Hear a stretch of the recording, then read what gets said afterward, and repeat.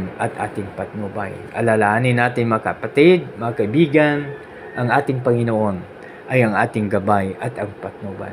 So dito sa 5, inulit po siya. Purihin ka nawa ng lahat ng tao, purihin ka nila sa lahat ng dakom.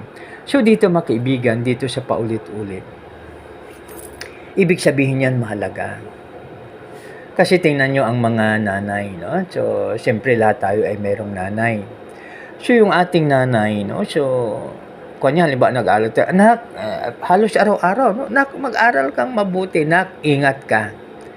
Nak, umuwi ka sa tamang, pagkatapos klase mo, uwi ka. Nak, kumain ka sa tamang oras. Yung baon mo, magtipid ka, magtipid, no? Ibig sabihin na ito yung baon mo para ito sa ganun, sa ganyan, no? So, ibig sabihin yung mananay, lahat na pabalik-balik nila na halos araw-araw sinasabi nila dahil mahalaga, no? So, ngayon dito sa ano na ito, so ibig sabihin na pagpuri sa ating Panginoon ay napakahalaga, no? So, dito naman sa 6, no? So, dito naman ay nakatukoy sa farmer. Nag-aning mabuti ang mga lupain, pinagpala kami ni Yahweh, Diyos namin. Ha? So mga kaibigan, ang iyong abang lingkod ay isang farmer. Matyagang naghintay sa ulan, matyagang inaalagaan ang pananim, matyagang naghintay sa ani. So yun po mga kaibigan. So kahit gaano tayo ka-expert sa tinatawag natin na farming, new technology o anumang klaseng technology ang gagamitin, nakadepende ang ating ani sa pagpapala, sa awa at habag ng ating Panginoon. So dito naman sa, halimbawa sa Metro Manila, no, wala namang farm. So ang ating sources of income, siyempre sa trabaho. So anuman ang ating nakalagay kasi rin sa mga awit, no? Halimbawa tayo ay overtime, matulog ng late sa gabi, magising sa umaga, baliwala pag wala ang ating Panginoon. Dahil mayroong isang pelikula na nagsasabi, no? God is still God without man, but man without God is nothing. So, ibig sabihin, pag wala ang ating Panginoon, wala tayo. Ano man tayo katalino, ano man posisyon natin, o ano man, no? So, yan mga kaibigan. No? So, ibig sabihin na we are very dependent on God. No? Why? No? Unang-una, no? Sa day 1, during creation, sa day 1 to day 5, nag-create ni Lord ang kailangan natin. Pero mo yan yung, halimbawa, sa araw, pag wala tayong ilaw, napakalaking ilaw natin, maliban na lang kung tag-ulan dahil walang araw, no? Tapos sa ngayon, napaka-useful na yung araw dahil maliban sa nagpapatuyo tayo sa ating madamit sa araw, mayroon na ngayon mga solar na mga ginagamit, no? Uso na ang solar ngayon. Kaya, ibig sabihin niyan, makibigan, na lahat ay kanyang de-create para sa atin. Sa gabi naman, pag wala tayong ilaw, no? 'Di ba sa probinsya mga kapatid? Dapat ibalik natin, no, na naglalaro tayo ng mga nung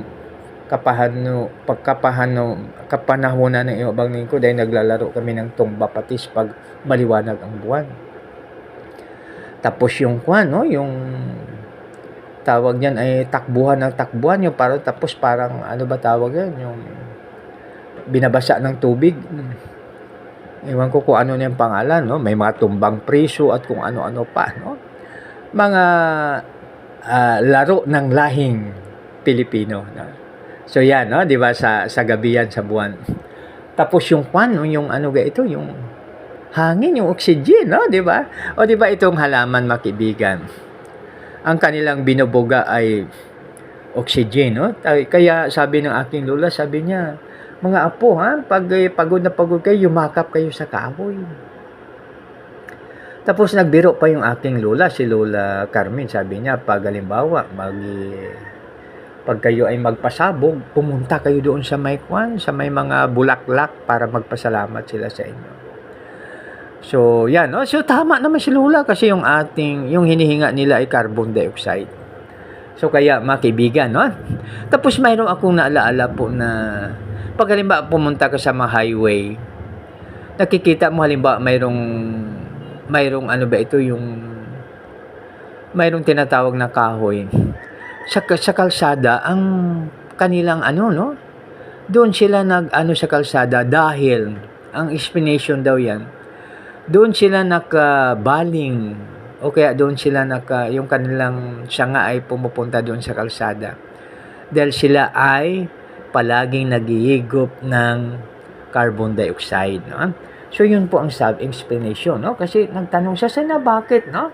Sa paglahat daw na kalsada na pupunta na, ganon ang sitwasyon. Ang kahoy nakabaling doon sa kalsada, no? So, yan po mga kaibigan. So, dito, magpatuloy ang iyong pagpapala upang igalang ka ng lahat ng bansa. No? So, ibig sabihin niya ng ating Panginoon, patuloy yung kanyang pagpapala. No? So, biro mo yan, no? So, binigyan tayo ni Lord ng pinaka-the best na pagpapala dahil sa lahat ng kanyang creation, binigyan tayo ng power para pamahalaan. No? So, halimbawa, tayo ay may mga blessing si Lord sa atin kasi siya source ng everything. No? Diba? May binigyan niya tayo ng lupain or whatsoever. Kaya pangalagaan natin. Pangalagaan natin at in general, pangalagaan natin yung nature. So, diretso na tayo sa 68 mga kaibigan. Ito ay awit ng pagtatagumpay. No? Pambansang awit ng pagtatagumpay. No? So, yan mga kaibigan. No? So, pambansang awit ng pagtatagumpay. Magbangon ka o Diyos, kaaway ay pagkalatin. Pangalatin. Magbangon ka o Diyos, kaaway pangalatin. So, dito mga kaibigan, sa isang bansa, mapalad ang isang bansa na ang Diyos ang Panginoon. Nakalagay yan, mapalad ang isang bansa na ang Diyos ay ang Panginoon. Nakasulat yan sa 500 pesos. No? Tingnan nyo mga kaibigan. No? Halimbawa, magkaroon ng, sa inyong pera, tingnan nyo yung 500 pesos. Mayroong nakalagay doon. No? Mapalad ang bansa na ang Diyos ay ang Panginoon. Kasi lahat ay siya ang source ng lahat ng bagay. No? Siya ang may control ng lahat ng bagay. No? Pag sama-sama tayong nanalangin, there is a power in prayer. No? So, ibig sabihin na pag sama-sama tayong manalangin, ang Diyos ang siyang tutulong sa atin. No? Gagabayan niya tayo. No? So, kaya napakaganda mga kaibigan pag tayo sama-sama. Kaya pasalamat tayo na binigyan ng pagkakataon ang pangangaral o kaya pag-share ng wonderful words of God. No? Wonderful words of life. So, mga kaibigan, so pag sinasabi natin na wonderful words of life, ito yung mga biblical verses. Na? So, sa ngayon, according to survey, halos lahat na Filipino ay mayroong cellphone. So, halimbawa sa umaga, no? Mayroon natin halimbawa dito sa mga awit 67:3 at saka 5, no? Nakalagay, purihin ka nawa ng lahat ng tao, purihin ka nila sa lahat ng dako. So pag halimbawa yan ay i-type natin sa ating cellphone o kaya i-search natin at saka i-copy paste. So napakaganda, no? Na ma-remind yung bawat isa, no? Na ano man ang success, dapat purihin natin ang ating Panginoon. So napakabuti ng ating Panginoon, mga kaibigan. So, dito, anong sabi ng salmista? Magbangon ka o Diyos, kaaway ay pangalatin. So, dito mga kaibigan, ibig sabihin po yan na and every time na mayroon tayong tinatawag na emergency, no? Pwede tayong tumawag kay Lord. May mga concern tayo, pwede tayo tumawag kay Lord.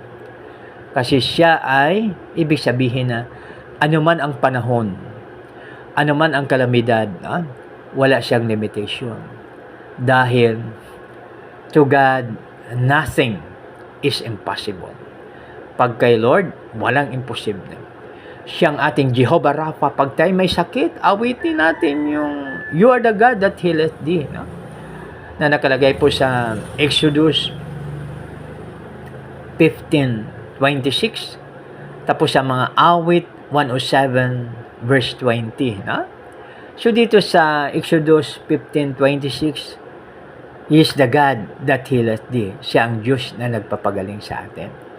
Tapos dito naman sa mga awit 107:20, nakalagay daw mo na pinadala niya ang kiyang salita para pagalingan tayo. No?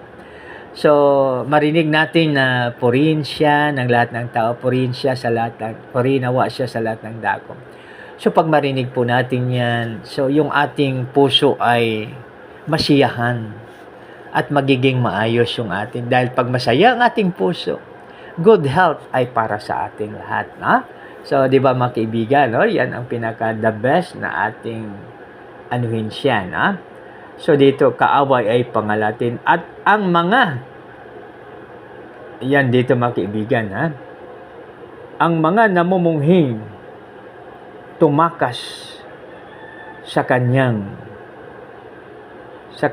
piling. So, dito mga kaibigan, ha? Napakaganda ng ating Panginoon ay pwede nating tawagan anumang oras na ating kailangan. So, dito, makaibigan sa tagpong ito, no? Anytime, pwede tayong magtawag sa ating Panginoon. So, dito, no? Pag tayo ay sa ating Panginoon, anytime, pwede tayong tumawag sa Kanya. No? Kaya, no need to worry, dapat wala tayong stress. Kung paano ng yaong usok, no? Tinatangay nung hangin, ganon sila itataboy, gayon sila pag papaalisin. So, ibig sabihin sa mga kaaway. At kung paanong kandilay sa apoy ay natutunaw, sa na Panginoon, ang masama ay matunaw. So, matutunaw. So, dito mga kaibigan, advantage talaga pag tayo ay palaging makatarungan. No? Ibig sabihin na tayo ay sumusunod at gumagalang. So, ibig sabihin na anumang tukso na lumapit sa atin na tayo gumawa ng masama, mag-pray tayo, magtulungan tayo na hindi natin magawa ang kasamaan. Alalahanin natin ang tinatawag natin na pinakamatindi nating gabay, no? Ng 10 utos, gisamaray sa 2. No? Love God with all your hearts, with all your mind, with all your strength, and within your soul. Ibigay natin ang ating Panginoon ng buong puso, buong isip, buong lakas at buong kaluluwa. At ang pangalawa ay ibigay natin ang ating kapwa tulad ng ating sarili. So dito mga kaibigan, pag ating gawing itong gabay sa araw-araw nating pamumuhay, ibig sabihin hindi tayo makagawa ng hindi maganda. Dahil siyempre, una-una, no? Alam natin na God is watching us from a distance. Alam natin ang ating Panginoon na saan man tayo, ano man ang gagawin natin, ito ay alam niya. No? So, kaya hindi tayo makatago sa Kanya. So, pag naalaala natin yan, gawin natin ang mabuti. No? So, di ba? Gawin natin ang mabuti. So, yan. No? So, yan mga kaibigan. So, ngunit, lahat magagalak. Yan. So, dito, matutuwa ang matuwid. No? Sa harapan nitong Diyos, galak nilay, di malirip. So, makuan ito na Tagalog. No? Ibig sabihin na, ano na Tagalog to, no? Malalim, no? Di malirit. Di masayo, di malirit. So dito, lahat na matuwid, no? So ibig sabihin, pagpiliin natin na tayo maging matuwid, ang kagalakan ay sa atin. So di ba napakaganda pag tayo ay palaging sa katuwiran, no?